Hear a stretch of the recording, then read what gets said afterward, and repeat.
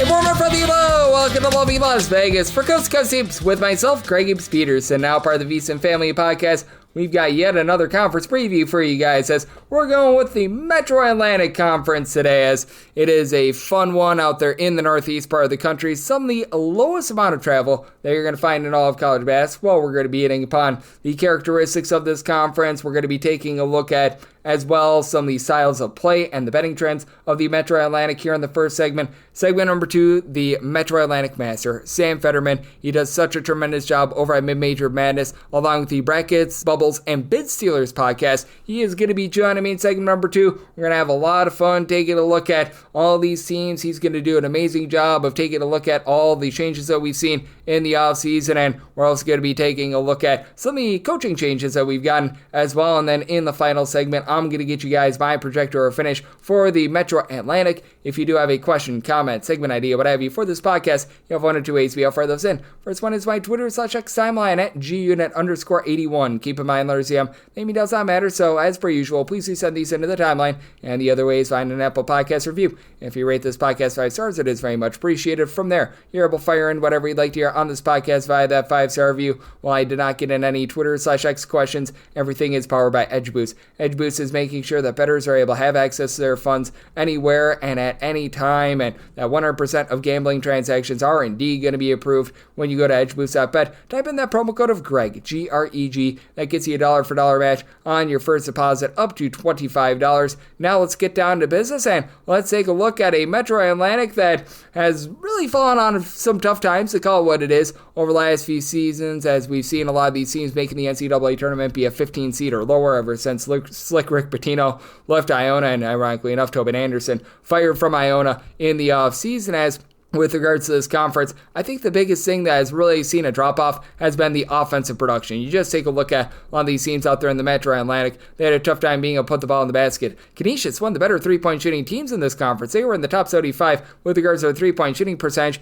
Even they, with having a good three-point shooting percentage, was one of the more rough teams in all of college basketball with regards to their scoring in terms of points scored on a per-possession basis last year. Canisius was 327th in all of college basketball. We know that you've got a lot of defense-oriented teams, like Marist was 283rd in the country in terms of points scored on a per-possession basis. St. Peter's, a rocky 326th with regards to points scored on a per-possession basis. Going back to the Iona team, 307th in the country in terms of points scored on a per-possession basis. So you had a lot of teams that really struggled. All these teams, they were avoid the complete salary. You didn't have anyone outside of really the bottom 25 in terms of points scored on a per-possession basis, but a lot of those teams hovering right around about 250th or lower, so that was a big giant, shall we say, issue for a lot of these teams. And a lot of it came down to the haves and the have-nots with regards to their three-point shooting percentage. Like Niagara is always a very good three-point shooting team, but even they were shooting more around about 35.5% from three-point range last season. That was a little bit of a downer for them, and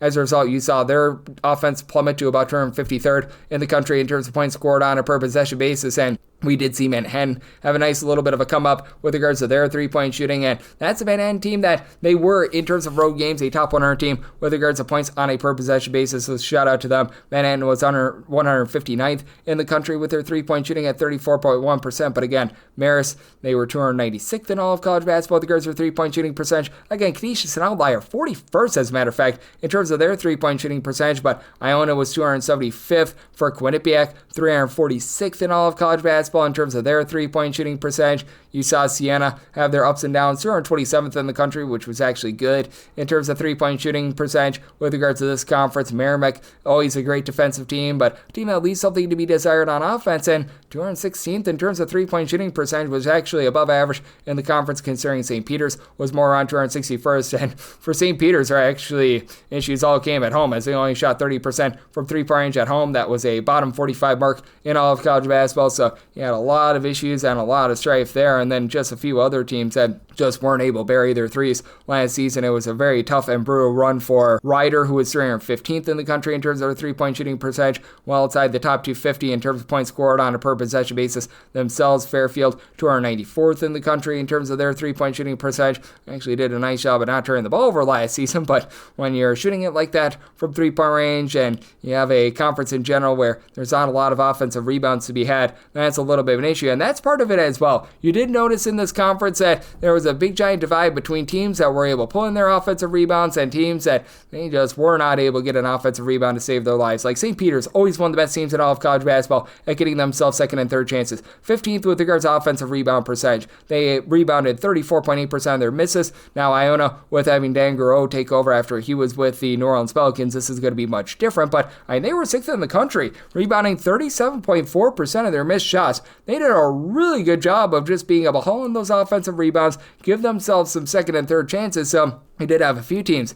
in this conference that did a really nice job being able to haul in there some rebounds, give themselves another opportunity at being able to put the ball in the basket. Even Quinnipiac was one of those teams that was solid with regards to their offensive rebounding, but you did have a lot of teams in this conference that they just weren't able to generate a second or third opportunity. For Canisius, they rebounded 14.8% of their missed shots. Only Northern Illinois had a worse offensive rebound percentage in all of college basketball. That was obviously a big issue for them, and that was a very, very clear outlier, but Niagara, 338th in the country. They rebounded 21% of their missed shots last season. So, it's not like they were too far off from that mark as well. And then you did see some other teams be, I guess you'd call it somewhat respectable at being able to get themselves some second and third chances. Like Ryder, for example, was one of those teams that was okay at being able to haul in there some second and third chances. 87th in the country in terms of percentage of missed shots. That resulted in an offensive rebound. For Fairfield, they were more like 203rd in all of college basketball at this regard. Siena was a little bit of a hot and cold team at 192nd, but you could tell that there was a lot of, shall we say, inconsistency with a lot of these offenses, to say the least. And that's a big reason why you had some hair-brainy totals, to say the least, in the Metro Atlantic, as you've got some super duper slow teams in this conference, and that's a big thing that you do want to be taking note of as well. This is a Metro Atlantic in which you've got a lot of teams that they play a relatively slow brand of basketball, and you don't have a lot of mixers and shakers. We'll get into that in a minute, but that said, you did see only 6 teams in the conference play more unders than overs. As a matter of fact, 5 teams, because you had one team in Quinnipiac have 16 overs to 16 unders. Ryder had 16 overs to 17 unders. Mount St. Mary's 16 overs to 19 unders. Marist 12 overs, 17 unders and a push. Fairfield 12 overs, 18 unders and a push. And then the old Merrimack 13 overs to 20 unders. Meanwhile, Siena 20 overs, 11 unders and a push. Well, that was because they played a lot of overtime games, but then you'd have Manhattan go 18 overs, 11 unders and a push. Canisius 17 overs, 14 unders. Niagara 16 overs, 14 unders. Iona 18 overs to 16 unders. So you did have some overwhelming results, and when it comes down to it with regards to the Metro Atlantic, most of it came in conference play. You only had 4 teams play more unders than overs. You had Fairfield at 12 unders, 8 overs and a push. You had Marist play 7 overs, 13 unders and a push. And then for Mount St. Mary, 7 overs, 16 unders. Merrimack 7 overs to 15 unders. While Siena, they were leading the charge in terms of overs, as a lot of these teams were right around 50-50, as Quinnipiac, Canisius, Sacred Heart, Manhattan all played 50% of their games to the over. Siena was that outlier, 14 overs, 6 unders, and a push, so they were a very intriguing team. And again, getting back to what we saw in terms of just the overall tempo in this conference, you did not have a lot of these teams play super duper fast, and the only reason why Siena is going to look a little bit faster than what they did is they played at minimum 3 overtime games. I know that they played at least 1 double overtime game, so that very much warped their numbers, as Siena in terms of total possessions per game was 201st last season, but when they played their overtime games at home, that was very much a outlier there, so that was very interesting to take a look at. Niagara, under Greg Paulus, they always play at one of the more slow and controlled styles in all of college basketball. That was very much reflected in the fact that last year they were clocking in 333rd in the country in terms of total possessions per game. Ryder 339th in terms of total possessions per game. St. Peter's 336th in terms of total possessions per game. Merrimack 343rd in terms of total possessions per game. Marist 345th in the country in terms of total possessions per game. I think that you're getting a theme here. Lots and lots of slow teams out there in this conference. Iona was one of those like black sheep teams, and I do expect under Dan Garreau that they're going to be looking to play a little bit of different brand of basketball in general, and they're going to look to zig while everyone else is zagging. 134th in the country in terms of total possessions per game, and for this conference's standards, Manhattan was a blazer as well. 171st in the country in terms of total possessions per game, which hard to believe that they're a little bit of a blazer, but I mean, that's what it is. Mount St. Mary's, they were 200th in the country in terms of total possessions per game, but you could tell that they were very much getting bogged down and slowed down towards back half of the season. And Quinnipiac, another team that's looking to play relatively fast, they were number 56th in all of college basketball in terms of their total possessions per game as well. So you did notice a lot of teams that were very much looking to slow down. And when it comes to against the spread trends in the Metro Atlantic as well, I thought that these were oh so intriguing because I've mentioned it. The Metro Atlantic has been one one of those conferences that has been ravaged by the transfer portal. They've been ravaged by NIL, what have you. We have seen quite a bit of a fall off with regards to this conference, and that's reflected by the fact that you didn't have a lot of profitable teams in this conference. You had 3 teams, in my opinion, that really did a good job of profiting for you. Iona, for as bad of a season as it was, they were 24-14 against the spread. Manhattan was a nice surprise under John Gallagher, 18-12 against the spread. Mount St. Mary's 22-12-1 against the spread, but then you had Quinnipiac 11-20-1 against the spread. Marist 11-19 against the spread. Canisius 13-18 against the spread. Fairfield and Niagara both 13-17 against the spread, with Fairfield having a push in there. Then you did have some more 500 teams. Siena was solid as well, 18-14 against the spread, and then with Rider, St. Peter's, both of these teams were either at 500 or a game below 500 with regards to against the spread results. For Sacred Heart, 17-16 against the spread, and I mentioned it. You just don't have a lot of travel in this conference. It's a little bit bigger now that they've expanded to include the likes of Sacred Heart, what have you, but Iron Road teams were really able to clean up in this conference. You only had 4 teams cover less than 50% of their games on the road. Quinnipiac was 5-12 against the spread on the road. Fairfield 5-9-1 against the spread on the road. Canisius 7-10 against the spread on the road, and Niagara was 7-9 against the spread on the road. But Siena and Iona, they both went 9-5 against the spread on the road. St. Peter's, Merrimack, Rider, they all won 10 games against the spread on the road. For St. Peter's and Merrimack, 10-6 against the spread on the road. Rider 10-8-1 against the spread on the road. And Merrimack also had a push against the spread on the road as well. But Mount St. Mary's 11-6 against the spread on the road. Manhattan 10-5 against the spread on the road. And then the home teams, they just didn't have a lot of juice in general. Manhattan was your best against the spread team at home at 8-5 against the spread. Mount St. Mary's won 7-5-1 against the spread at home as well. And then Siena 8-6 against the spread at home. For Sacred Heart, Fairfield both went 7-6, but Marist 4-11 against the spread over there at Poughkeepsie. Hopefully I said that correctly, out there in New York. Niagara 4-8 against the spread at home. Merrimack 4-9 against the spread at home. St. Peter's 3-8 against the spread at home. Quinnipiac and Rider both either 5-7 or 5-7-1 against the spread at home. Iona 6-8 against the spread at home, and Canisius 6-7 against the spread at home. So very tight travel. Lots of teams playing super duper slow, and that's why we love the Metro Atlantic, and that's why we love Sam Federman. He does such a great job of breaking down this fine conference. We're going to be taking a look at all these Metro Atlantic Conference teams with them on the flip side right here on Coast to Coast Hoops with myself, Greg Peterson, now part of the Beats and Family Podcast, the Metro Atlantic Conference Preview Edition.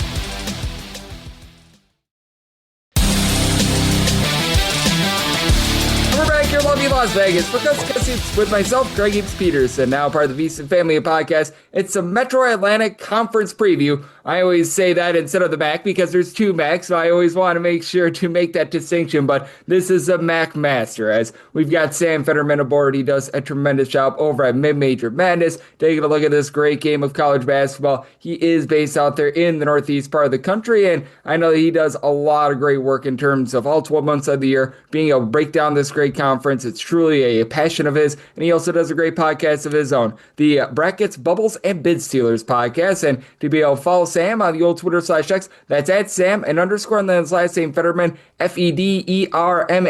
And Sam, great to get you aboard. Thank you.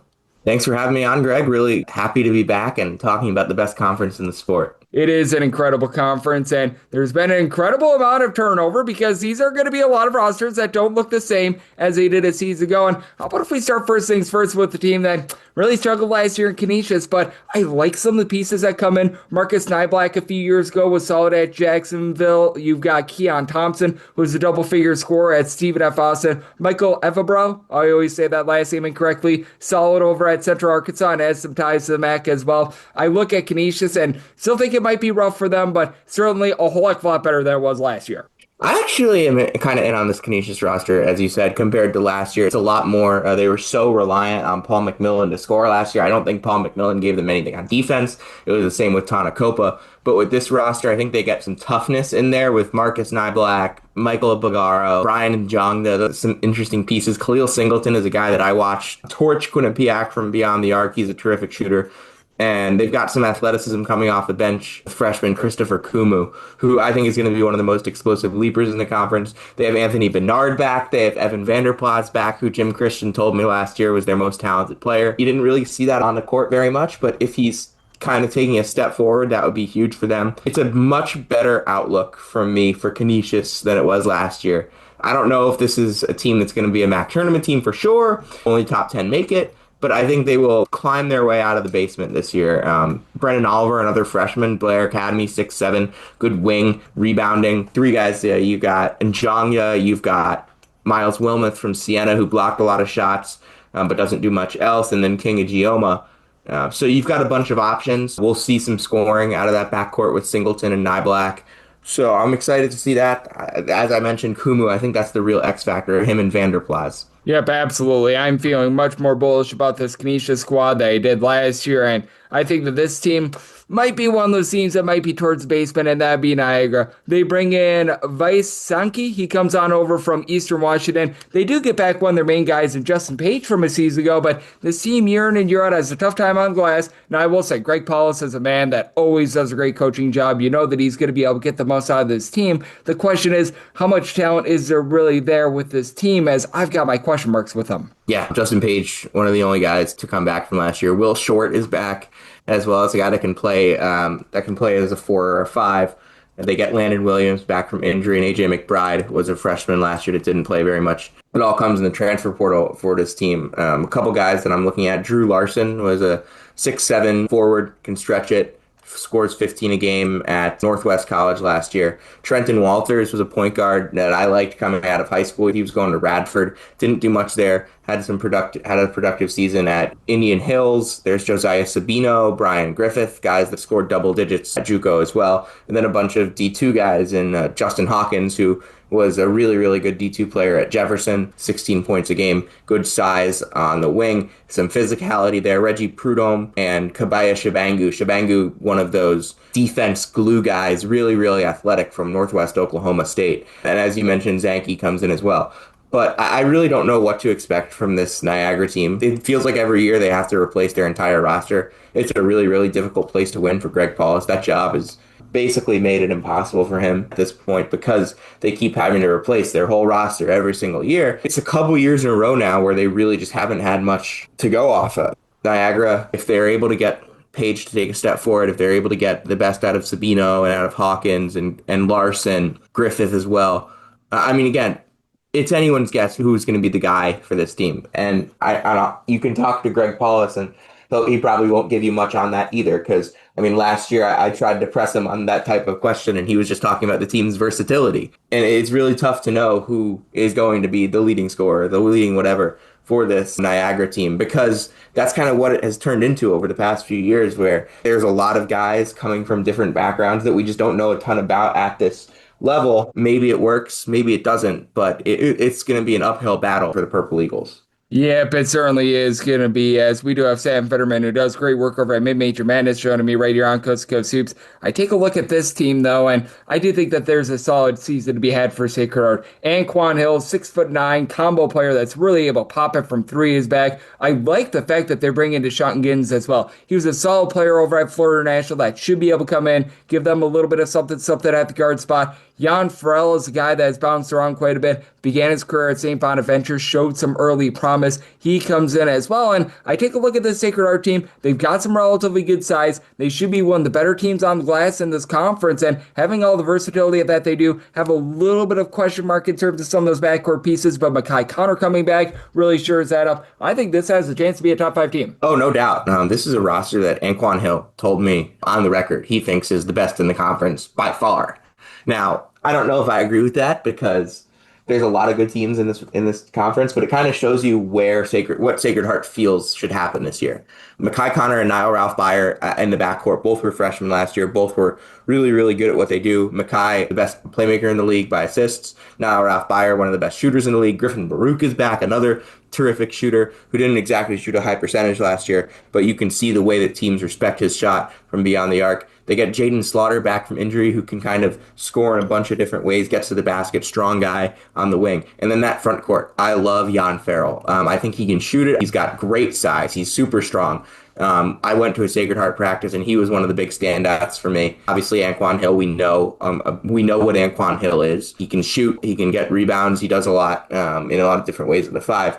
And the swing piece for Sacred Heart is freshman Abdul Aziz Yad, a huge person. Like, when I first saw him at Sacred Heart practice, I was like, whoa, that kid's a freshman. And I think a lot of folks around the MAAC are going to have that reaction coming into the year. Yep, absolutely. And I do think that all that size that Sacred Heart has, that is going to be massive for them. And then what is massive for this team is always the defense, and that'd be St. Peter's. St. Peter's always leaves a little bit of something to be desired on the offensive side of things, but you know that these guys are going to absolutely guard you off the bus. They do lose some of their top 3-point shooters from a season ago, so that is going to be hurting them. But they do have a few returning pieces that I'm feeling relatively bullish on. Having Bryce Eaton, one of their top 3 scorers from a year ago, main player with regards to assists, that's going to be good for them. Zakar Williamson, I think, is going to be able to take a few strides forward as well. They've brought in some interesting guys via the transfer portal that I think are going to be able to come in, are going to be able to help out, and they went to the non-Division One level for a lot of these guys as well. And I take a look at St. Peter's. I can't put them as one of the upper echelon teams in the conference, but I certainly do think that they're going to be able to be very solid once again on defense, and that'll help them win some games. Yeah, I think they did a good job with a bunch of JUCO guys. Bo Diao being the main one for me, averaged about 3 blocks a game at North Platte. So I think that having that guy in the front court at 6'9" can jump, can block shots, gets rebounds, and showed a little bit of scoring last year. Now we'll see how much he scores at the Division One level, but he has that in him. And then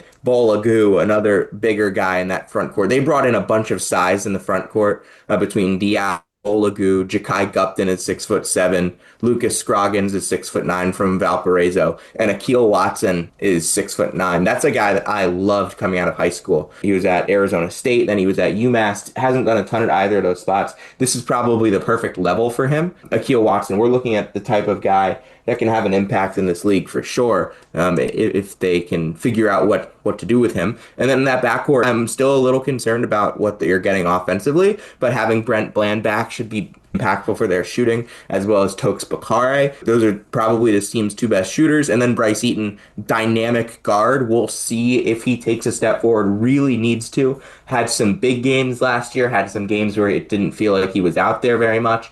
But St. Peter's will go really where he goes, where he leads them, I think, this year. I think that their ceiling will be defined. Obviously, if the front court guys can be beyond expectations, that alters that a little bit. But I think Eaton is the metronome in the backcourt that will define a lot of what they do. Yep, I think that Eaton has the potential to be one of the better players in this entire conference, and this is going to be a very interesting team because Merrimack has such a distinct style. You know that they're going to be playing that amoeba zone. You know that they're going to be trying to generate all those turnovers, but they lose darn near everything aside from really Malik Eadman from his season ago. Ty Dorsett is going to be able to give you a bit of something as well, but they're going to be looking at Todd Brogna, who I really liked at Stonehill last year. Andres Marrero, he has spent some time in the northeast part of the country over at LaSalle. Casey Ukakazi, hopefully I said that correct. Uguakazi.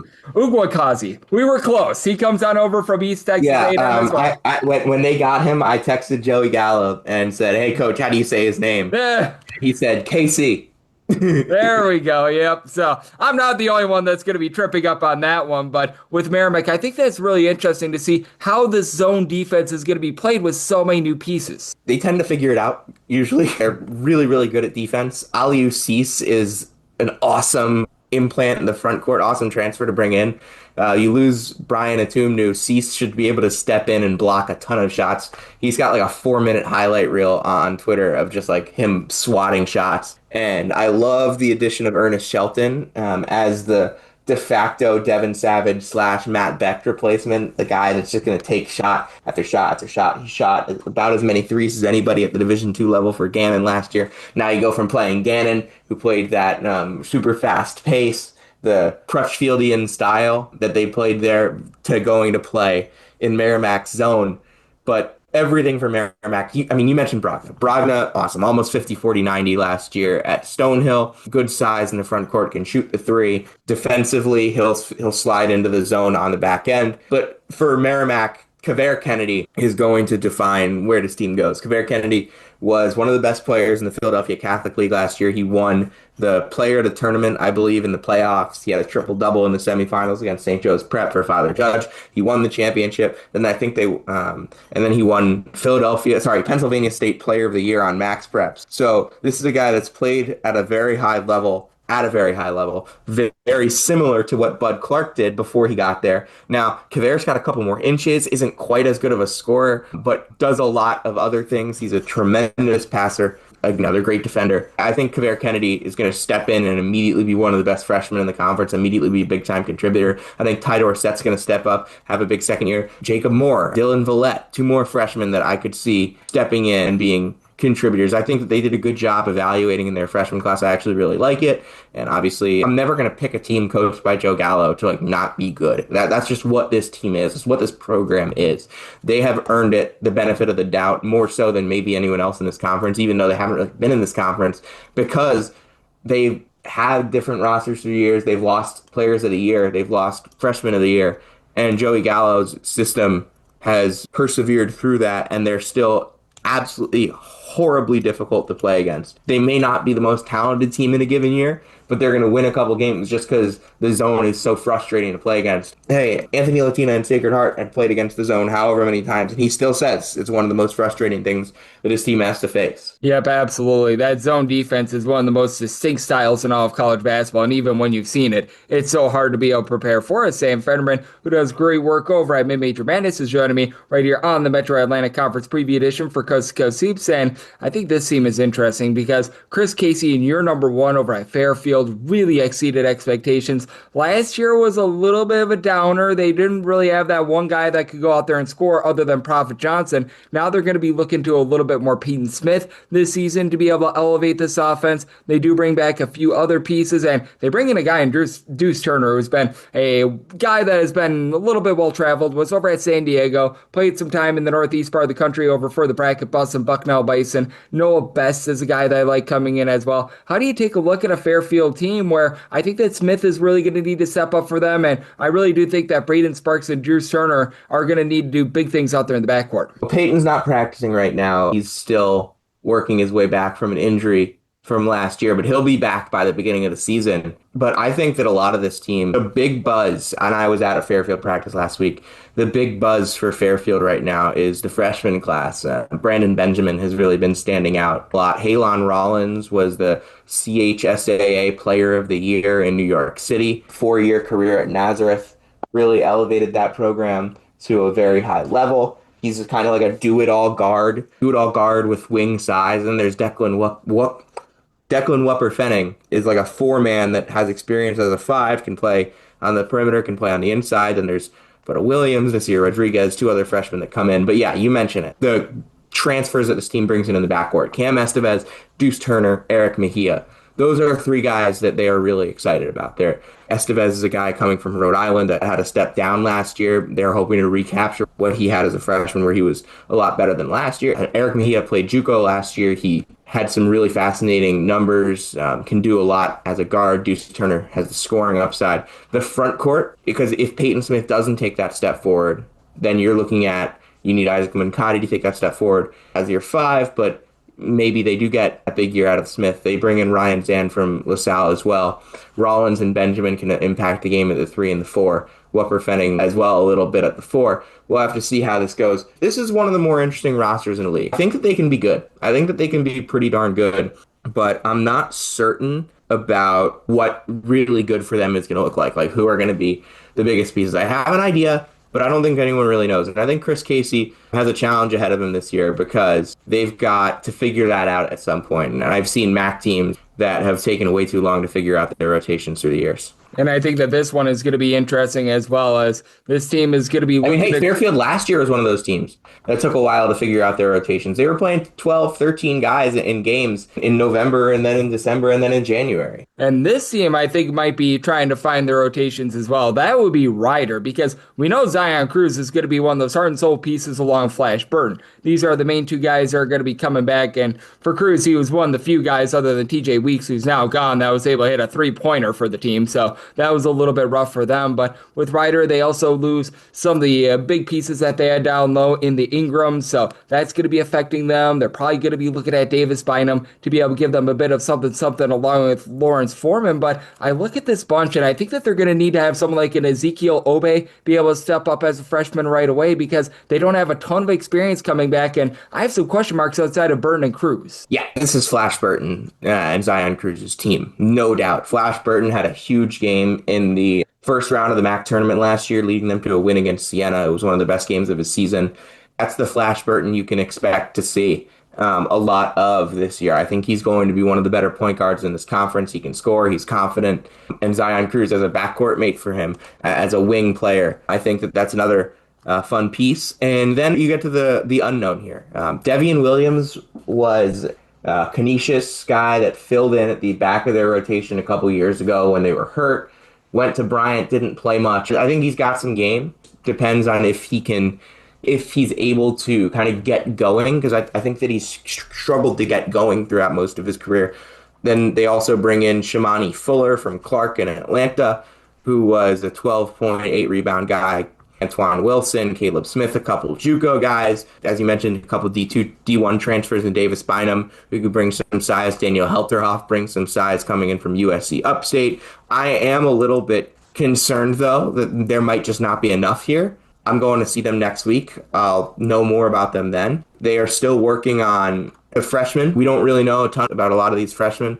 They brought in, I think, one of the only European freshmen in the conference, in Kristupas Kepizinskas, Lithuanian. He played at Monaco last year. We'll see what happens with him. But yeah, there's not as many European guys in the MAAC as there have been in a bunch of other conferences. Yep, it is going to be interesting to see what happens with Ryder moving forward. That backcourt with Burton and Cruz looks solid, and everything else a little bit up there in the air. Now, I look at this team, and I love what they are returning. That'd be Manhattan. I know that there's not going to be a lot of people are going to be picking Manhattan to win the conference, but I think that they've got the potential with Will Sidner, what he was able to do as a freshman, 6'8" guy that's able to pop it and lock it from three. Frazier Roxborough was able to come on when he was out there on the floor last season. Brett Rumpel, he missed all of last year, unfortunately, but 2 years ago in that small sample size showed some great flashes. Devin Dinkins is back. Jaden Winston is able to give you some steals, is able to give you some assists. This team has some relatively solid depth. I think that Manhattan has a really big chance to make some noise out there in the Metro Atlantic this year. John Gallagher is so excited about this team. Now, John Gallagher gets excited if there's 6 steaks instead of 5 that he gets to choose from at the supermarket. But John Gallagher is really excited about this team. Will Sidnor could be one of the most talented players in this conference, is going to be up there for Player of the Year. Frazier Roxborough, I went to a practice last week, and I thought Frazier Roxborough was the best player on the floor. He's putting it on the floor. He's hitting outside shots. He's making passes. He's doing so much for them. It looks like he's taken a step forward and can be an all-MAAC guy. Devin Dinkins was 6th man of the year last year. He's a guy that can really score. They brought in Anthony Isaac. If you look at his legs, they're tree trunks. He's a tremendous rebounder. I think he led JUCO in rebounds last year. Eric Oliver Bush, a tough defender coming from the Division II ranks. So the depth on this team, like their roster is not as fleshed out, but they're starters, and they're like 6, 7, maybe even 8 guys that will be getting regular minutes for them. And I don't know how much you can count on Brett Rumpel at this point, because the 2 surgeries, that's a pretty big deal at this point. But how can I forget to mention Terrence Jones from Norfolk State, another defensive who should really help them on the defensive end. That was something they struggled with last year. But Manhattan as a team has as high of an upside as anyone in this conference this year, and I'm really excited to see what they look like. Yep, I am as well. I am very much in on this Manhattan team, and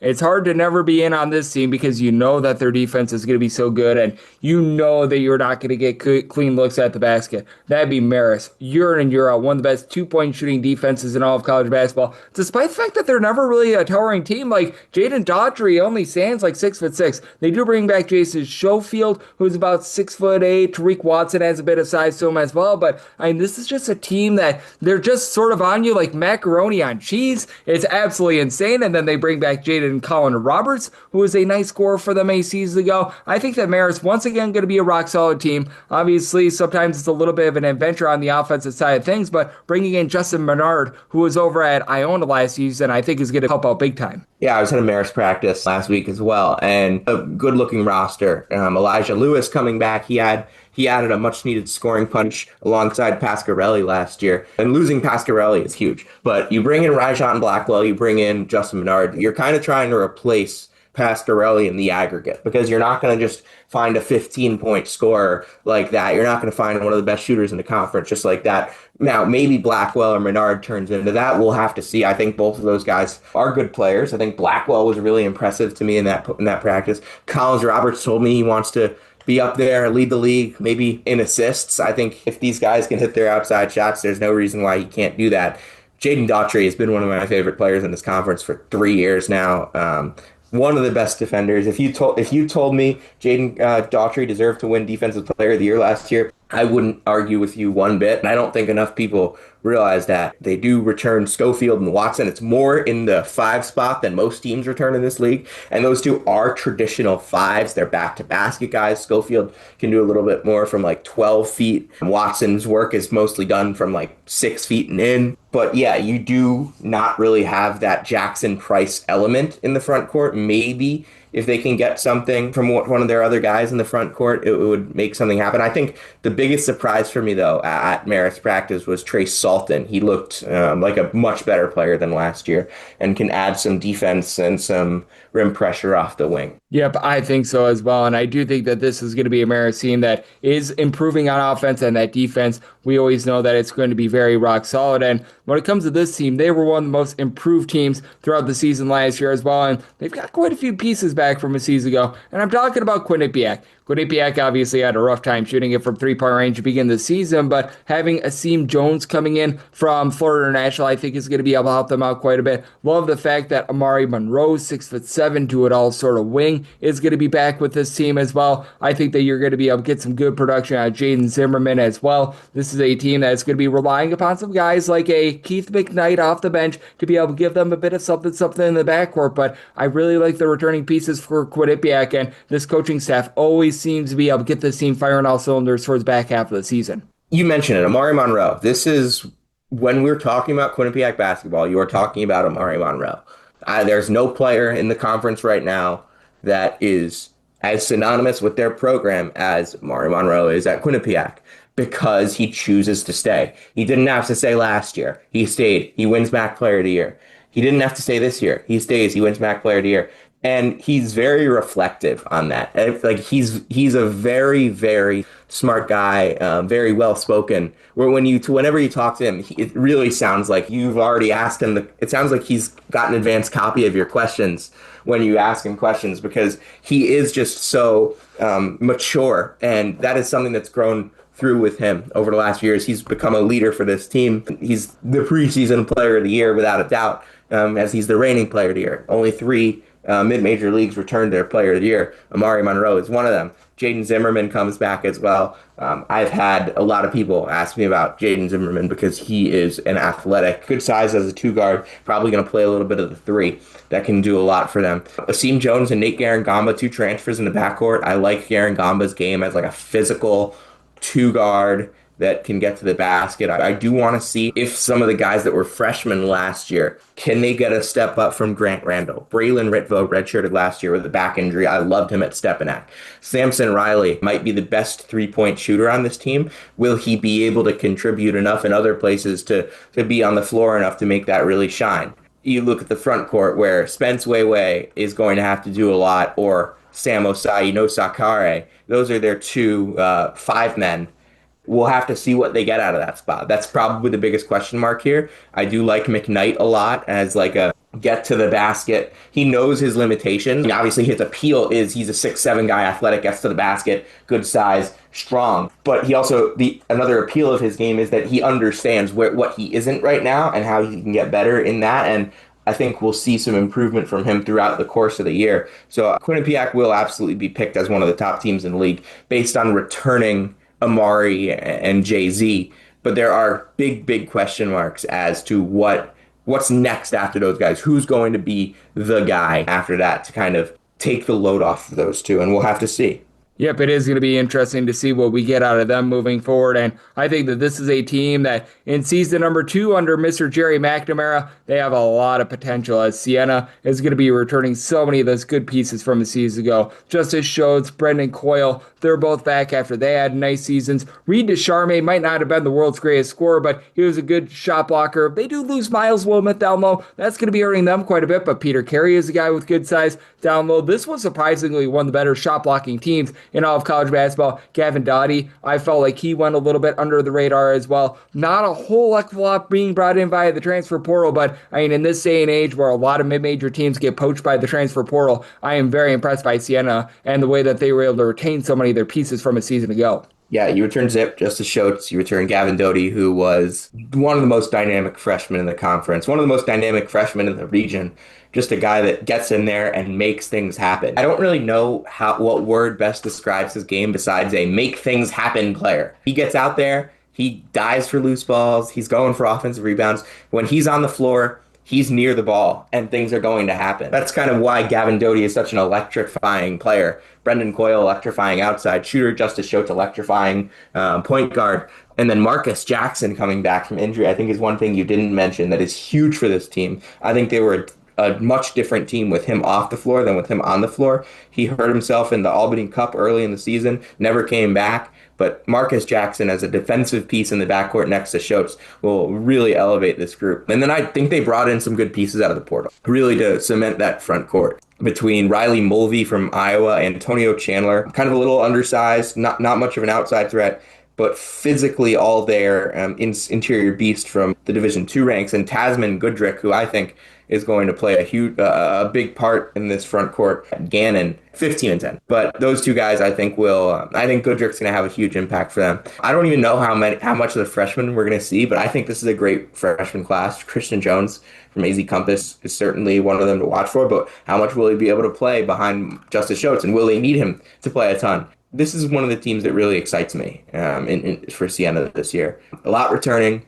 The portal kind of attacked some of their needs, and I'm excited at what Jerry McNamara can show us in year two, because there were some moments in year one where it felt like they were starting to turn the corner, and then every time it would just all evaporate pretty quickly. I want to see them figure it out this year, turn a corner, and make a run, because I think that this is a team that has everything that it takes. Guys that can shoot, they have rebounding, and they have great guard play.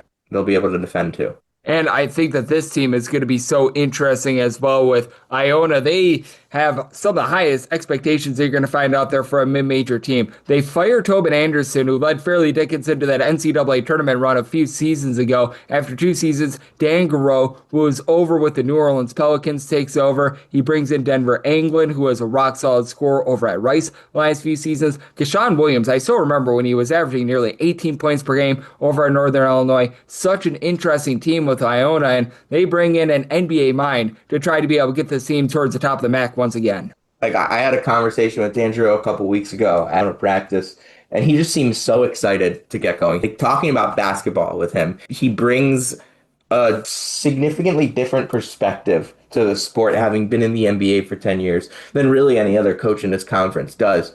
And I think that's kind of the headline for Iona this year. The headline isn't any of the players they brought in. The portal may have been underwhelming for some Iona fans. They didn't get guys that you look at and you say automatically that's an all-MAAC, this. But I do think the backcourt has pieces that can be really good. You mentioned Keshawn Williams has to get back to that level that he was playing at a couple of years ago. I think he had some moments at Colorado State.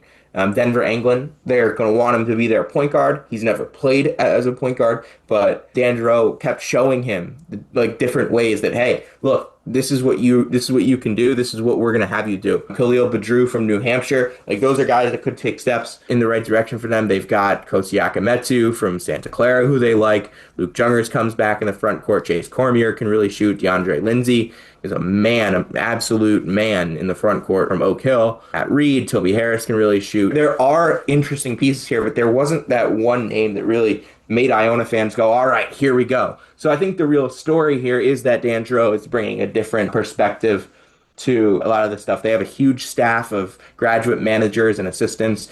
They're giving a lot of individual attention and player development for all their guys. They're putting them in roles. They're recruiting to specific roles. They're recruiting in a way that it's a very, very interesting operation going on over there at Iona. I have no idea if they're going to be really good, if they're going to be really bad, if they're going to be something in between. I would say it's safe to bet they're going to be something in between, but who knows? This is a team that I think is among the most fascinating to watch on night 1, night 2, night 3 of the season. And I think that this is going to be an interesting team as well. Our last team is Mount St. Mary's, as they've got a lot of new look pieces. They have to turn over the backcourt once again this season, but I do like the fact that they bring in Anthony Arrington from Wofford. I think that he's going to step in, do a nice job. And Justin Amati has always been a relatively solid rebounder, both at James Madison, over at Tulsa as well. Arlandis Keys is going to be a big key to this team as well. I feel like there's a lot of mixing and matching going on, but with Mount St. Mary's, they've done a good job of rolling with the punches last few years, and I think that they're going to get the most out of this roster again. Yeah, I still can't believe they won the MAAC last year. I've gone back and I've watched the championship game 3 or 4 times over, and I still don't understand. It still doesn't make sense to me. Like, I get that they beat Iona. Like, I know how they won that game, and like they deserve to win that game. But you look at what that team was when Terrell Ard went down. They lose Melo Pacheco. I still don't understand what happened. But they figured it out, and they won. And that's what Donnie Lynn's teams do. They figure things out. Xavier Lipscomb is a leader. They bring him back for his last year. Arlandis Keys in the backcourt. The big piece is Trey DeVoe, who averaged 15 a game down the stretch for Western Illinois. I think that that's one of the better bets to be one of the top scorers in the conference this year. And I think he's going to be a huge piece for them out. But who else is going to be a big scorer for them? None of the other guys truly jump out as he's going to be a huge scorer. Maybe you see Arrington find his stride. Maybe you see Amadi kind of make his physical presence known down low. Maybe it's one of the guys who was there last year that takes a step up scoring-wise, whether it's Keys or Lipscomb. But I think we kind of know what Lipscomb is at this point, and that's nothing against him. I think he's a great player, especially on the defensive end and as a playmaker, but he's not a scorer. That's just not what he is. Maybe A.K. Kebe takes a step forward. He's got some athleticism to his game that was on display throughout last year, but didn't play a ton down the stretch when they cut their rotation. There are a lot of pieces here that I could see making an impact. We have to figure out who they are going to be. Donnie Lynn has to figure out who they're going to be. I don't think the expectation is that Mount St. Mary's is going to go back-to-back, but I think the expectation is that they're going to be a tough out every single night. And the expectation with you is that you're always going to supply great knowledge. And Sam, you did so once again. Let the good people at home know it's all on tap for you and how people can follow along on social media and other platforms. Yeah, just follow Sam_Federman on Twitter. We got the top 100 starting. We're just about 100 days away from the season, which means 100 teams in 100 days. That's what's most exciting for me right now. Absolutely. And Sam, he does an amazing job breaking down this great game of college basketball, and he always delivers the goods. A big thanks to Sam for joining me on Coast to Coast Hoops, now part of the VSiN Family Podcast. Coming next, I give you my projector finish for the Metro Atlantic.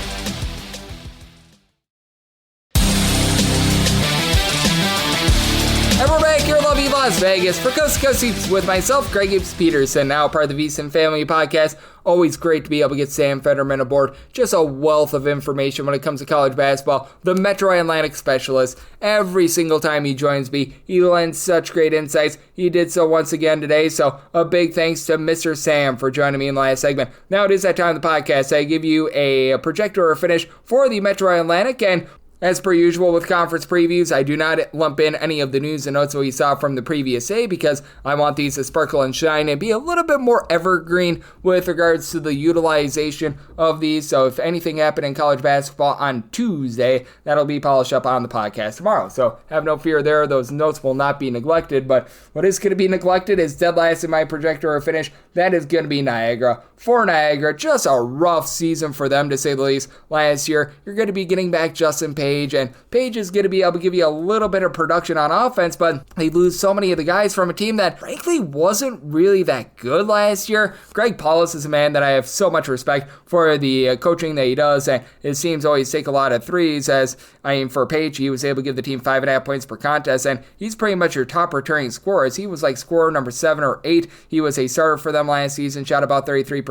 from three-point range, and the hallmark of Niagara is typically three-point shooting. Last year, they shot in that neighborhood about 35% from distance, so you're going to need to get a little bit more there. And for this Niagara team, just year in and year out, they don't grab offensive rebounds. Bottom 15 team in all of college basketball with regards to percentage of their missed shots that did result in an offensive rebound, so they weren't able to do a whole heck of a lot there. Niagara is typically a very slow and controlled team as well, so when you're a slow and controlled team, you're not getting a lot of rebounds. As a matter of fact, they were 333rd in the country in terms of total possessions per game last season. That's going to lead to a lot of issues, and it's not even like they brought in a lot of like Division I talent or anything like that via the transfer portal as well. So, I mean, for this Niagara team, I think that they're going to be a little bit of a wet match in a dark cave. Vice Zanke is someone that's 6'8". He comes on over from Eastern Washington, should be able to give the team a little bit of production. And Trent Walters, he was over at Radford last season. He didn't even do a ton over at Radford last season, though. So I'm really wondering where the production is going to be coming from. Again, Greg Pauls is a guy that I have a lot of respect for, but his team last year, even though they played slow, it's not like they played great defense. And I always think that that's one of the big things that you want to be noting in college basketball, just because you see a team that's giving up, only like 71 points per game or something like that, which, in Niagara, they were giving up in that neighborhood about 71.5 points per game. That doesn't mean that they were playing great defense. For Niagara, 267th in the country in terms of points allowed on a per possession basis at home, outside the top 300. So dead last in my projector finish, I'm going to be going with Niagara. That one was a pretty easy one, and now the decisions start coming. As number 12 in my projector finish, I'm going to be going with Ryder. With Ryder, it's going to be Flash Burton along with Zion Cruz in the backcourt that are going to really need to elevate this team. With Burton, he was able to show some really nice production towards back half of the season last year, and Zion Cruz was able to give you about 10 points per contest. One of the lone guys that shot threes for the team last season. As for Cruz, he was able to shoot about 35.5% from three-point range for a Ryder team that was well outside the top 300 in terms of the three-point shooting percentage. And this team just doesn't have a lot of rebounding. They lose the Ingrams from a season ago. Tyreek Ingram was able to give you 7 rebounds per game. Even F.A. Wes Ingram, he didn't give you a ton of rebounds, but he was able to give you a little bit of something down low, and not being able to replace that with too much of anything, that is going to be hurting this Ryder team. For Ryder, they're going to be trusting in a lot of non-Division I transfers to be able to come in there, hold down the fort. They do bring back Lawrence Foreman from a season ago. It was limited to 5 games, so we'll see what he's able to do down low in a very small sample size. They bring in Davis Bynum, who was over at Cal State Fullerton last season, and Bynum was able to give a little bit of production to Fullerton, but that Fullerton team, keep in mind, they were one of the worst teams in college basketball last season, and Davis Bynum, he only played 11 games, 5.5 points, 3 rebounds per contest. He's able to pop it from 3. I think that he's got a little bit of upside, but when you're banking on a guy like that to be one of your main contributors, that's not a place where you want to be if you're this Ryder team. Ryder has been relatively slow and controlled over the last few years. They've been outside the top 250 with regards to total possessions per game. I do think that their freshman class with Ezekiel Obey might be able to give you a little bit of something, and they're banking on another guy that was banged up last season, and Antoine Wilson, to be able to come in and be able to give them some production. He was over at Maryland Eastern Shore, only saw the floor for 11 games. I just think that Ryder is going to be facing a uphill battle here, and I think that it's going to be a rough season for them. So at number 12 in my projector finish, I'm going to be going with Ryder. This is going to be controversial, but at number 11, I'm going with Mount St. Mary's. I have no idea how they were able to win the conference tournament last season, as we were talking about with our good friend in Sam Federman. And for Mount St. Mary's, they had a lot of deficiencies that it felt like they were able to get by with smoke and mirrors in. Now, for Mount St. Mary's last year, the defense was actually rock solid, 107th in the country in terms of points allowed on a per possession basis. But here's the big thing that you just fear with Mount St. Mary's: the turnovers. And man, were those turnovers rampant last season for Mount St. Mary's. In terms of turnovers on a per possession basis, they were outside the top 300 nationally. And for this Mount St. Mary's team, they lose what was really the backbone of that team 8 seasons ago. All that rebounding, the likes of Joey Cordelia and company that were able to do such a rock solid job down low. They were one of the better rebound rate teams they were able to find in mid-major college basketball last season. Losing those guys, I think, is going to be just so tough for them. Ardelilius Keys, hopefully I said that correctly, he's the main guy that returns from a season ago. He's the only of their top 6 scorers that returns, 6.8 points, 3.3 rebounds per game. He's able to give you a steal per contest. And Xavier Lipscomb throughout his career has been a solid 3-point shooter. Last year shot 34% from 3-point range. I still remember there was a year when he was over at Radford where he shot quite literally about 40% from 3-point range. As a matter of fact, first 2 years at Mount St. Mary's, he did shoot about 40% from 3-point range. And this is a guy that's pretty rock solid. He should be able to give you a little bit of something in the backcourt. And then you got Justin Motti. He comes on over from James Madison along Tulsa. He should be able to offer up a little bit of rebounding, but you're really banking, in my opinion, on Anthony Arrington, a guy that comes in from Wofford. And I do think that Anthony Arrington has quite a bit of upside to him. He only averaged about 4 points per contest last season. He shot below 30% from 3-point range. Previous year at Wofford, Crawford was averaging more like 5.5 points, 2.5 boards, shot in that neighborhood about 41% from three-point range. But this is a bunch that they really don't have that main ball handler. That is something that I'm really fearing with this Mount St. Mary's team. I think that it's going to be turnovers upon turnovers for this bunch. As Lipscomb, he's going to need to run a lot of the point, and I do think that for this Mount St. Mary's team, it's just going to be a big struggle losing all those great rebounders like Terrell Art and company from a season ago. So I do have Mount St. Mary's very controversially at number 11 in terms of my projector or finish. At number 10, I'm going to be going with Fairfield. For the Sags of Fairfield, year number 1 under the tutelage of Chris Casey was amazing. Year number 2 was not so amazing. Now, the good news is they do bring back a few guys from a season ago. Noah Best, he was able to give this team right around about 4.5 points per contest. It feels like he's a guy that has a little bit of upside. Didn't necessarily shoot it well from three-point range, but you know what? I do think that he's going to be able to come along for the ride. And Braden Sparks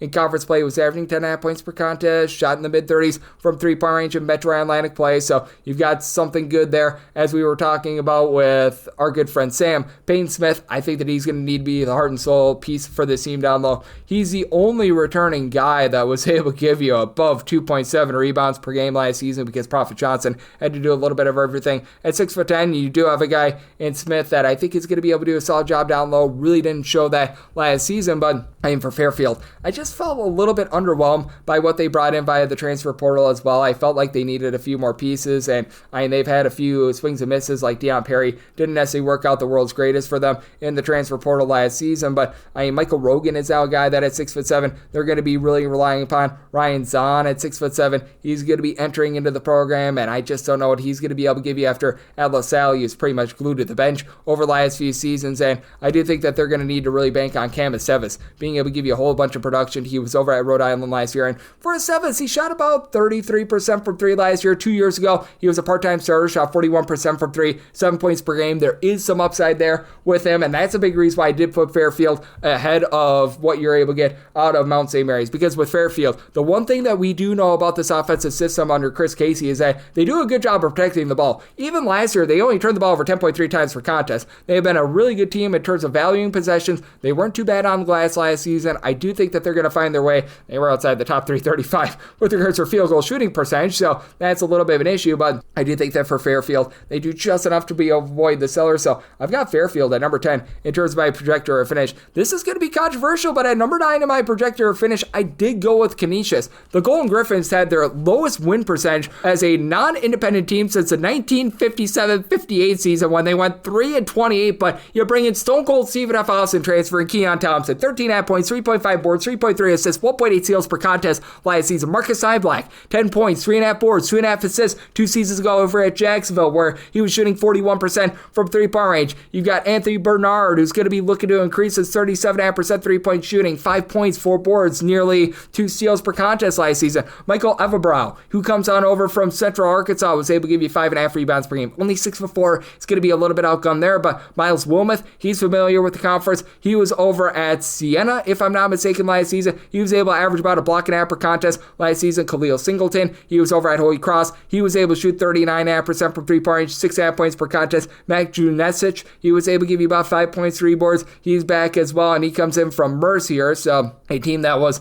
in the bottom 5 nationally in terms of points on a per possession basis, and they were third worst in terms of rebound percentage. This team got a massive upgrade. I am a little bit of a believer in this coaching staff. I'm not going to say that you're going to be able to get like wonders out of this team and that Canisius all of a sudden is going to be number 1 in terms of conference or anything like that, but I mean, it was a no good, very bad, terrible year for Canisius that started off with them not winning a single conference game. Jim Christian, I just believe, is a better coach in this. I do think that he's going to be able to show his chops here. So I do think that Canisius cracks the top 10. I've got them number 9 in terms of my projector or finish. At number 8, this is going to be a little bit controversial, but I'm going to be going with Merrimack. And with Merrimack, the big reason why is that you just lose darn near everything from a season ago, as they're going to be losing each other top 5 scores. You do bring back Malik Eadman along Ty Dorsett. Both of these guys combined for about 7 points per contest. And Eadman, in a small sample size, was able to shoot about 38% from three-point range, and we have seen Malik Eadman be a bit more of a, shall we say, focal point of the offense in the past. Go back to the 2021-22 season before he transferred on over to Albany. 9.5 points per contest, shot 37.5% from three, 2.5 assists, 1.5 steals per contest. So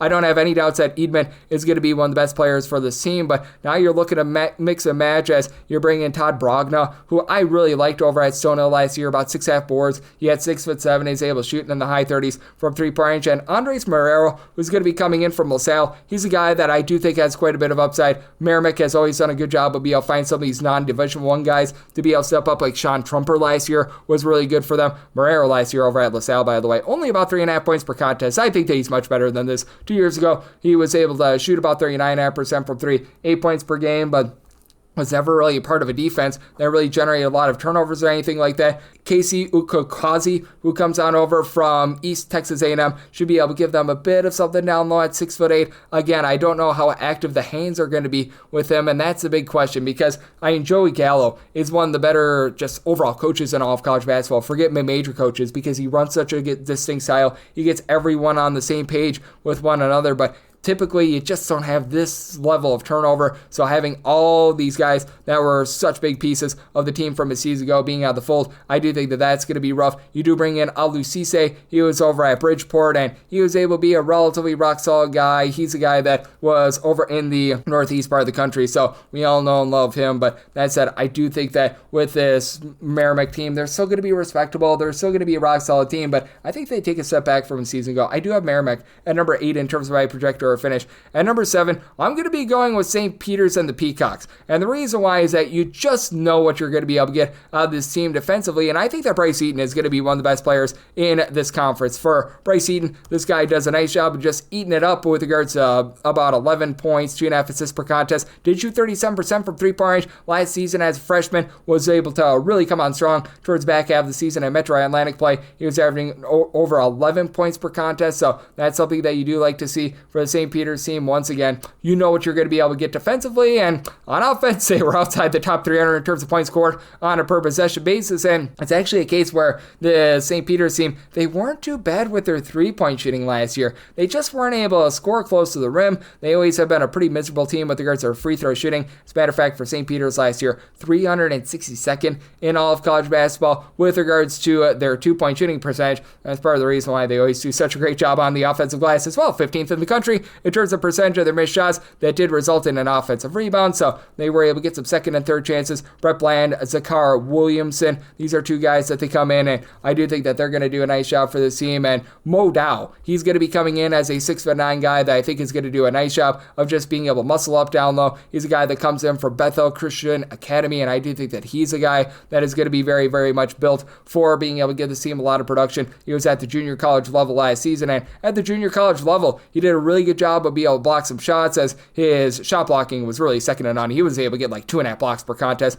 last season. Guy that was able to pop it from three, he didn't necessarily pop it well at 22%, so you might want to lay off of that, but I think that it's going to be the same old for St. Peter's. Really, really good defense, an offense that's going to be lackadaisical, and I think that gets them right to the middle of the conference. So we've got St. Peter's at number 7 in terms of my projector finish. At number 6, we're going to be going with Quinnipiac. With Quinnipiac, I do absolutely love the fact that you've got Amari Monroe back in the fold. This guy is absolutely tremendous, and I was really stuck between them and Marist, between number 5 and number 6. Like, this is about as thin as thing gets. This is almost 5A, 5B, if I'm calling it what it is. So if you're a little bit offended that I put this Quinnipiac team so low, well, don't be worried there for Monroe. 18 points, 9 boards. He was able to shoot only about 27.5% from three, and that's a little bit of the question mark that I currently do have with this Quinnipiac team. The three-point shooting was just awful to begin the season. Tom Pecora is a really good coach. He's gotten this team to 20-plus wins each out of the last few seasons, so a lot of respect there. You bring back Jaden Zimmerman as well, 11 points per contest. Having Paul Otino out of the fold now, that is going to be a little bit of an issue. And other than Zimmerman and Monroe, which are two very, very big pieces, by the way, you just don't have a ton that's going to be returning in. I do have my question marks with Esom Jones. Esom Jones is going to be coming in from Florida International, and I do think that he's going to be able to give this team a little bit of pop on offense, as last season at Florida International, about 9.3 points per contest, shot 35.5% from three-point range. But is he going to be good enough to be able to run the point or something like that? Because that's really what this team is missing. Who's going to be that main guy that's going to be the trigger man? Who's going to be that main guy that's going to be able to run the offense? Perhaps you get a little bit of something out of some of these freshmen like a Samson Riley, Keith McKnight, but there's a lot of question marks there. I do think that for Quinnipiac, their main starting five is going to be good. What you get outside of that is a big question mark, and that's why I've got them behind Marist, and I put them at number 6 in my projector finish, and that's why I put Marist at number 5 in my projector finish, bringing in Justin Menard, who averaged about 5.5 points, 2.5 assists per contest over at Iona last season. I think that is going to be able to help them out. And then Rajon Blackwell, he's coming in, and I think that for Rajon Blackwell, he's going to be able to do a nice job just fitting in with a Marist team that once again was in the top 10 last season in terms of opponents' 2-point shooting percentage. For Rajon Blackwell, he comes over from South Carolina Aiken, that is at the Division II level, and I think that he's going to be able to give this team a little bit of scoring pop while at the same time being able to provide some pretty rock-solid defense, which is obviously a hallmark of this team in general. For Blackwell, 13 points per contest, shot about 36.5% from three-point range. He was generating about 1.2 to 1.3 goals per contest as well, so he gets some active hands to a Marist team that doesn't necessarily generate the most turnovers in the world typically. But for Marist, you also bring back a guy in Jaden Collins-Roberts who was able to average 3.5 assists, 1.2 steals, 8.3 points per contest. They bring back 3 of their top 5 scorers overall, with Elijah Lewis chief among them, 11.5 points, 5 boards, 2 assists, and then Jason Schofield at 6'8". He's able to give you a little bit over 3 boards per contest. Tariq Watson is back after he was able to give the team about 4.5 points per contest. This team was shooting relatively solidly from three-point range, and they once again just do a nice job in terms of hitting the glass. Top 50 team with regards to rebound percentage. I think that they're going to be tough, sturdy once again on the defensive side of things. I've got Marist at number 5 in terms of my projector finish. And number 4, I'm going with Sacred Heart. Anquan Hill is a guy that I am buying stock in, and for Sacred Heart, I think that Anthony Latina is a very underrated coach. For Anquan Hill, this guy stands in the neighborhood about 6'8" to 6'9", shot 45% from 3, 13 points, 5.7 boards per contest. I absolutely love what this guy is able to bring to the table. And for the Sacred Heart team, this is a bunch that they're going to be able to do a nice job on the glass, in my opinion. They bring in a guy in Deshaun Giddens, which it feels like you got all the Florida National transfers coming into the Metro Atlantic. I'm not sure why that is, but for Giddens, the Giddens was pretty good from last season. About 8.2 points, 4 boards, another guy with really good versatility now. Didn't shoot it well from three-point range last year, shot below 26% from the outside, so that's something that he's going to need to work on a little bit, but having Makai Connor back in the fold is big. Jan Farrell is someone that, when he was at St. Bonaventure to begin his career, year number 1, that guy was really, really good, and I think that Jan Farrell should be able to have his best season in quite some time. He was over at East Carolina last season. He was only able to average about 5 points per contest, but keep in mind that first year when he was ever at St. Bonaventure, he was a starter for them. 9 points, 6 boards, shot 42% from three-point range at 6'6". I think that there's a lot of untapped potential there. And then for Connor, 6.6 assists per contest for him. He doesn't have a lot of help around him in the backcourt, so that's a little bit of an issue, but this team has tremendous size at the wing positions. I think that is going to be very paramount for the Sacred Heart team. Sacred Heart was one of those teams that they've got to defend the 3 a little bit better as well. Sacred Heart was one of the most brutal teams in terms of being able to guard 3-point shots last season. That's a big reason why they were well outside the top 225 in terms of points allowed on a per possession basis. As a matter of fact, for Sacred Heart, in terms of their overall 3-point shooting percentage defense, 278th in the country, so that was a little bit of a work in progress, but overall, along with Niall Ralph Byer being in the fold, being able to help out this team a little bit more at the wing position at about 6'4", I do think that this is a Sacred Heart team that is doing for a very nice year. So I've got Sacred Heart at number 4 in terms of my projector finish. At number 3, I'm going to be going with Iona. For Iona, obviously they make the very controversial move and they let go of Tobin Anderson after 2 years.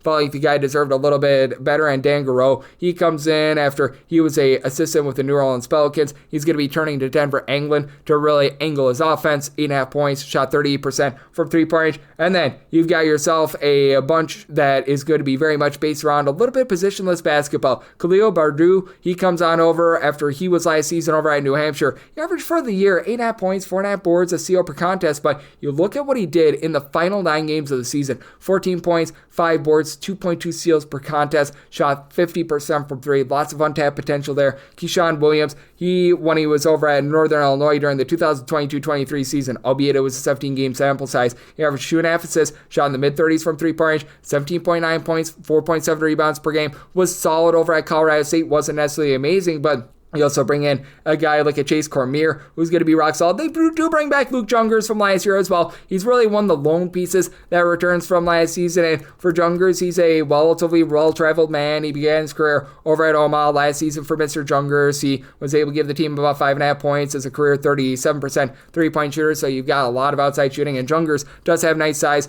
at right around about 6'9". And when it comes to Chase Cormier coming on over after he missed all of last season due to injury, 2 years ago he was over at Wofford. He shot 50% from 3, 7 points per contest. So I do like the Iona overall offense. I like the way that they're going to be able to bomb from 3. I have some question marks on the glass. I do have some question marks with regards to defense and Garreau just making that transition to college. So I did set Iona at number 3 in terms of my projector finish. And number 2, I'm going to be going Siena. Siena is returning so much from a season ago. It's looking like they're going to be able to return north of 70% of their minutes from last year, and that is paramount in a day and age where you see so many guys leave via the transfer portal. Not like Siena made like life-changing moves or anything like that in the transfer portal as we laid out with Sam. They did bring in a guy or two via the transfer portal to be able to help out a little bit, and they do lose Miles Wilmoth, who was able to register a block and a half per contest, but Reed Descharme should be able to do a nice job of being able to maintain things down low. He was able to give the team 4.5 points, a little bit of versatility. Justice Schultz, he was the heart and soul of this team last year. 4.7 assists, nearly 2 steals, 16 points per game. This is not the world's greatest three-point shooting team, but Brendan Coyle last year shot 39% from 3, 13 points, 4 rebounds per game. Marcus Jackson, who was limited in the second half of the season, he went down due to an injury. 6 points, 4 boards, getting him back. That's good. And then Peter Carey was limited by an injury as well. He was able to give you a block and a half per contest. You've got a lot of guys that are going to be able to do a rock-solid job down low for this team. They made a shrewd move with Riley Mulvey, because I was talking about the fact that they lose Miles Wilmoth via the transfer portal, as a matter of fact, within the conference, but Mulvey, he comes on over from Iowa. Really didn't see a lot of burn with them, but at 6'11", I think that he can fill in for Wilmoth and actually be an upgrade. I do think that Siena under Jerry McNamara is finally going in the right direction. We saw them be relatively solid out there in the Metro Atlantic, even in the games that they lost. They were all relatively close games. I think that they take a big leap forward. I've got Siena at number 2 in my projector finish, and at number 1, this is going to be controversial. I think Manhattan takes the leap. I think that Manhattan is finally going to be able to win this conference. I am a fan of John Gallagher. I saw what he was able to do at Hartford. Rock solid coach for Manhattan. They went to 12-8 in the conference last year after they were miserable in season number 1 under John Gallagher. You bring back Devin Dinkins. He, along with Will Sidner, both were able to give you between 13.5 to 14 points per contest. Sidner at about 6'8", 6'9", is able to pop it at 35% from three-point range. You got Devin Dinkins, who's able to shoot 44% from three-point range. In a close game, he shoots 87.5% at the free throw line, 2.7 assists per contest. Manhattan did a great job of being able to taper down with regards to turnovers. Now, for this Manhattan team, the defense was a little bit suspect for them. I'm not going to lie. They were well outside the top 175 in terms of points allowed on a per possession basis, and as a matter of fact, I really undersold that. And for Manhattan, it was really on the inside. Manhattan was actually a top 100 team in terms of opponents' three-point shooting percentage, so they're not really going to be getting beat from the outside. Having Fraser Roxborough back in the fold, I think that that is going to be able to help them out as well. This is a guy that's able to light you up from the perimeter. As for Mr. Roxborough last season, in a limited 19-game sample size, he was able to shoot 47.8% from three-point range, 8.5 points, and he added in there 4 rebounds per game as well, so I absolutely love his overall game. Brent Rumpel, who's been limited 5 games over the last 2 seasons, he's going to be back in the fold for this team as well. They bring in Terrence Jones, who is a solid 6-point per game scorer over at Norfolk State. He should be able to help out the overall defense of this team. You've got Marko Lejubic, who, saying 6'10", he should be able to give them a little bit more down low as well in terms of shot blocking, in terms of being able to clean up the glass. I think that this is a team that is sort of like Noah's Ark. They've got 2 of everything with regards to what they need, and someone in Omari Moore is a freshman that comes in, and I think is going to be able to give the team some production right away. They did a nice job of being able to scour around, find some non-Division I guys, mix and match, and I do think that for Manhattan, they win this conference. I've got Manhattan number 1 in terms of my projector finish, and that'll wrap things up for the Metro Atlantic Conference Preview Edition right here on Coast to Coast Hoops, now part of the VSiN Family Podcast. A big thanks to our good friend Sam Federman, who does such amazing work over at Mid-Major Madness. He joined me in the last segment. If you do like hearing from this fine podcast, Coast to Coast Hoops, you're able to subscribe wherever your podcast, Apple Podcasts, Google Play, Spotify, Stitcher, and TuneIn. If you have a question, comment, segment idea, what have you for this podcast, you have one of two ways we have fire those in. First one is my Twitter/X timeline at gunit_81. Keep in mind, letters EM, name does not matter, so per usual, please do send these into the timeline. And the other way is find an Apple Podcast review. If you rate this podcast 5 stars, it is very much appreciated. From there, you're able to fire in whatever you'd like to hear on this podcast via that 5-star review, and I'm coming at you guys every single day on this podcast, regular season and off season, so I'll be back with you once again tomorrow. Thank you.